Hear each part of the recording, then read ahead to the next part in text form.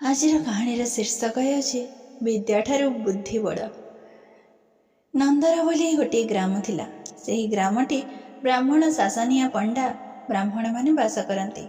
सेही ग्रामर चारिजण अति सांग थिले। सेमानक मध्यरु तीन जण सिना समस्त शास्त्र पांडित्य अर्जन करथिले, हेले बुद्धि तांकर कम थिला।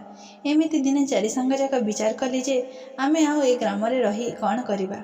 उपास भोकरे समय बिताइबा ठारु चाल आमे चारि जण जाक विदेश जाई किछि धन रोजगार करिबा। एपरि विचार विमर्श करी चारि जण मध्यरे हेला। सेमाने सांगसाथी होई विदेश बाहरिले। चालिबा मार्गरे अन्य सांग जनक पछरे पड़ी जाइथाए।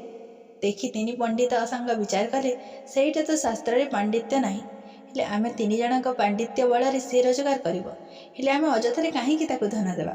सेमानक मध्यरे जणे थाई कहिला, अरे से तो दूरर कथा, आगे आमे कि रोजगार करुछि देख, तापर जाई सिना अन्य कथा। नई न देखुणे लंगड़ा हेबा कथा तो शास्त्र विरोध बोली जान। तेबे से जेते हेले आमर सांग, ता प्रति एपरि अन्याय करिबा अपेक्षा ताकु बरং दूरेई देबा उचित। आमे तो ताहा करि नाही। एहिपरि कथावार्ता मध्यरे सेमाने अनेक मार्ग अतिक्रम आसंती। मार्ग मध्यरे सेमाने गोटे सिंहर अस्थि गुड़िक देखि निजर शास्त्र करामती को प्रमाण करने जाई हाड़ गुड़िक खंजी एकाठी करदेले। तापरे सेमानंग मध्यरे जणे सांग थिला, सेही अस्थि गुड़िक उपरे सिंहर छालटी को पिंधाई देला।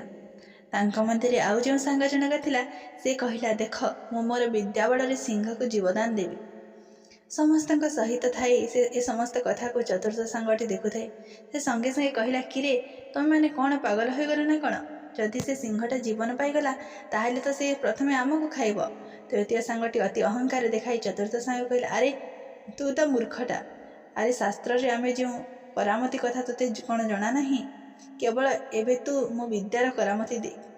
एक कथा शुणी चतुर्थ सांगटी कहिला, भला कथा, मु तो गोटाए मूर्ख। तुमे माने जदि विद्या बुद्धि रे पारंगम ताहले रह, मु आग वृक्ष को चढ़ी जाए, तापरे तू तोर शास्त्र को परीक्षा करिबु।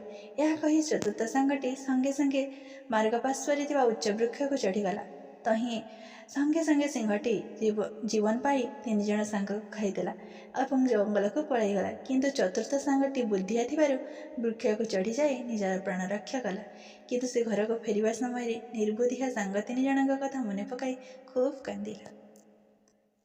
तो पिला माने सब बेले विद्या काम आसेनी, बेले बेले बुद्धि भी दरकार।